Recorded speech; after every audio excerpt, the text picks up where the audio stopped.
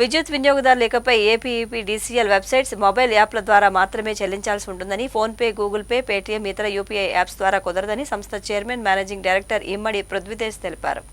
విద్యుత్ వినియోగదారులు ఇకపై ఏపీఈపీడీసీఎల్ వెబ్సైట్స్, మొబైల్ యాప్ల ద్వారా మాత్రమే చెల్లించాల్సి ఉంటుందని, ఫోన్పే, గూగుల్ పే, పేటీఎం, ఇతర యూపీఐ యాప్స్ ద్వారా కుదరదని సంస్థ చైర్మన్, మేనేజింగ్ డైరెక్టర్ ఇమ్మడి పృథ్వీతేజ్ తెలిపారు.